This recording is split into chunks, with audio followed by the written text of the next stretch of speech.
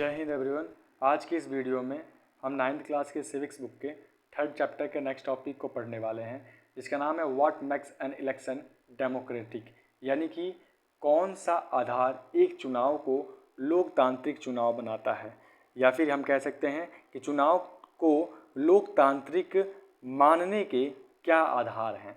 Elections can be held in many ways. जैसा कि हम जानते हैं कि चुनाव अलग अलग तरीके से हो सकता है, चुनाव कई तरह से हो सकते हैं। All democratic countries hold election, और सभी लोकतांत्रिक देश अपने यहाँ चुनाव कराते रहते हैं एक निश्चित समय अंतराल के बाद। But most non democratic countries also hold some kind of election, लेकिन कुछ गैर लोकतांत्रिक देश भी हैं जो अपने यहाँ अलग अलग तरीके से चुनाव कराते रहते हैं। How do we distinguish democratic election from any other election. अब सवाल हमारा ये बनता है कि जब लोकतांत्रिक देश में भी चुनाव होता है और गैर लोकतांत्रिक देश में भी चुनाव होता है, तो फिर हम कैसे पता करेंगे कि कौन सा चुनाव लोकतांत्रिक चुनाव है और कौन सा चुनाव लोकतांत्रिक चुनाव नहीं है। यानी कि हम कैसे पता करेंगे कि गैर लोकतांत्रिक और लोकतांत्रिक चुनाव के बीच क्या अंतर है। We have discussed this question briefly in chapter 1, और इसके बारे में हमने थोड़ा बहुत अपने अध्याय पहले में थोड़ा सा डिस्कशन किया था। We discuss many example of countries where elections are held but they can not really be called democratic election, और हमने उसमें अलग अलग देश के उदाहरण के बारे में पढ़ा था कि उस देश में चुनाव होते तो हैं लेकिन वास्तविक रूप में वो लोकतांत्रिक चुनाव नहीं होते हैं। जैसे कि हमने देखा था चाइना के कम्युनिस्ट पार्टी का चुनाव, उसके बाद हमने मैक्सिको का पढ़ा था। इस तरीके से हमने एस्टोनिया और फिजी का भी उदाहरण जाना था कि कैसे वहाँ पे चुनाव होते हैं लेकिन सभी लोगों को समान अधिकार नहीं मिल पाता है। ठीक है, let us recall what we learned there and start with a simple list of the minimum condition of a democratic election. अब उन सभी बातों को फिर से हम याद करते हुए एक चुनाव का कुछ मिनिमम अवस्था को पढ़ेंगे, यानी कि निम्नतम शर्तों के बारे में जानेंगे कि एक लोकतांत्रिक चुनाव में किस प्रकार की व्यवस्था होनी चाहिए। अब ज़रा मैं इसे फिर से रिवाइज करा दूं कि हम जानते हैं कि चुनाव कई तरह के तरीके से हो सकते हैं। लोकतांत्रिक देशों में तो चुनाव होते ही हैं, यहाँ तक कि अधिकांश गैर लोकतांत्रिक देशों में भी किसी न किसी प्रकार के चुनाव होते रहते हैं।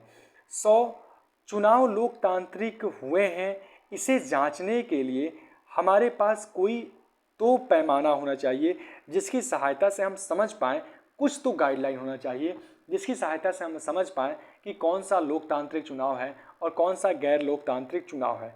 तो हमने अपने अध्याय 1 में पहले में इस सवाल पर थोड़ी बहुत चर्चा की थी, और हमने वहाँ पर China, Estonia, Fiji, Mexico, Pakistan जैसे देश का जो चुनाव है उसका उदाहरण लिया था, ताकि हम समझ पाएँ कि चुनाव के कुछ बुनियादी जो अधिकार होते हैं, कुछ नियम होते हैं, वो क्या होते हैं। हमने वहाँ अनेक देशों के चुनाव के उदाहरण देते हुए लोकतांत्रिक चुनाव से अलग जो गैर लोकतांत्रिक चुनाव है इसके बीच का अंतर को थोड़ा बहुत समझा था। अब हम सीखेंगे कि आइए वहाँ सीखें सबक को, जो वहाँ पर भी हमने जो नॉलेज लिया था, जो भी ज्ञान वहाँ पे हमने हासिल किया था, उस सभी चीज़ को रिपीट करते हुए लोकतांत्रिक चुनाव के लिए आखिर कौन सी न्यूनतम शर्तें हैं, इन सब पर बात करना हम शुरू करेंगे। यानी कि लोकतांत्रिक चुनाव के लिए क्या नियम होता है, इस पर थोड़ा बहुत हम चर्चा कर लें। First, everyone should be able to choose. This mean that everyone should have one vote and every vote should have equal value. सबसे पहली बात कि प्रत्येक लोगों के पास अधिकार होना चाहिए कि वो अपने प्रतिनिधि का चयन कर पाएँ, और उसका मतलब ये है कि प्रत्येक व्यक्ति का एक वोट होना चाहिए और उस वोट का एक कीमत भी होना चाहिए। अब जैसा कि हमने देखा था कि किस तरीके से सऊदी अरब में 2015 तक महिलाओं को वोट देने का अधिकार नहीं था, तो यहाँ पे क्या हुआ कि चुनाव तो हो रहा है लेकिन सिर्फ और सिर्फ पुरुष वोट दे रहे हैं, महिलाओं को वोट देने का अधिकार नहीं है। उनके अधिकारों से उन्हें वंचित रखा गया, और तो इस तरीके से वो एक लोकतांत्रिक चुनाव नहीं होगा। या फिर फिजी की बात करूँ तो जहाँ पे इंडियन फिजियन है उन्हें भी वोट देने में परेशानी हुआ करता था। तो यहाँ पे तो वोट देने का अधिकार पहले ही ले लिया गया। ठीक है, इस तरीके से तो प्रत्येक व्यक्ति को वहाँ पर अपने प्रतिनिधि का चयन करने का अधिकार होना चाहिए। और इसका मतलब ये है कि एक व्यक्ति का एक वोट और उस एक वोट का एक कीमत होना चाहिए।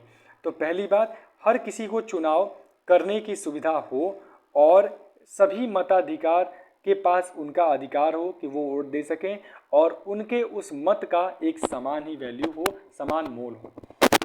सेकेंड थिंग ये कहता है, सेकेंड रूल ये है कि there should be something to choose from, parties and candidates should be free to contest election and should offer some real choice to the voters.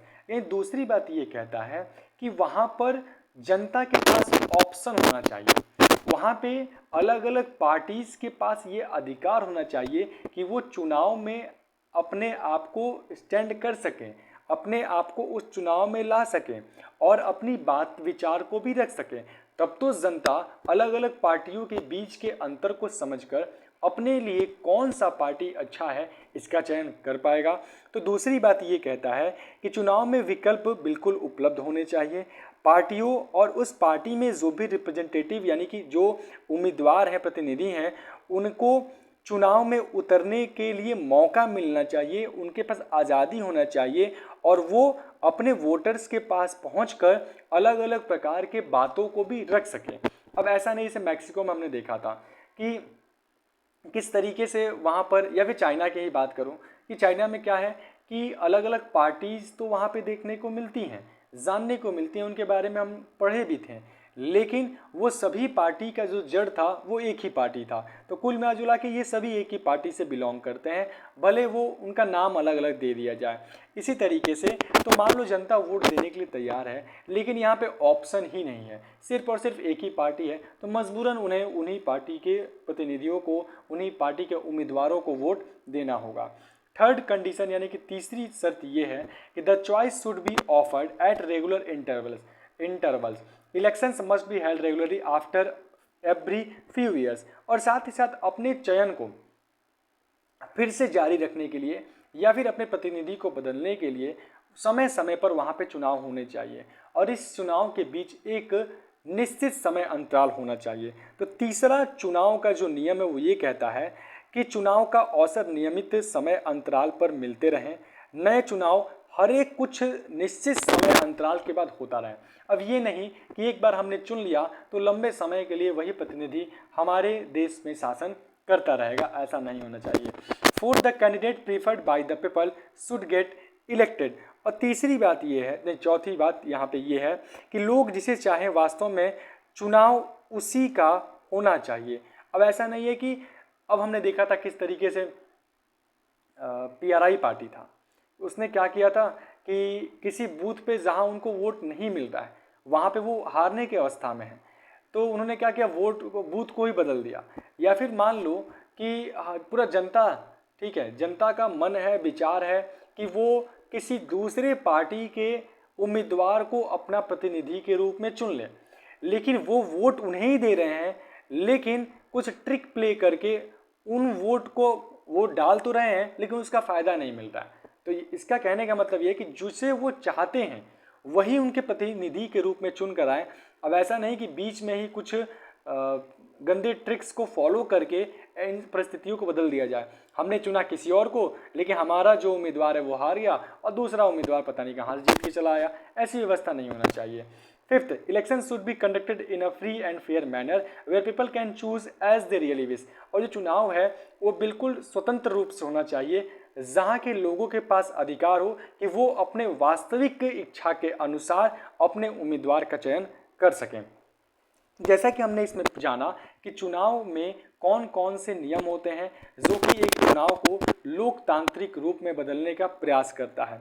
तो पहला, हर एक चुनाव करने की सुविधा हर एक व्यक्ति को होना चाहिए। प्रत्येक व्यक्ति जाके अपने वोट के लेकर अपने वोट को, अपने मत को देकर अपने प्रतिनिधि का चयन कर सके।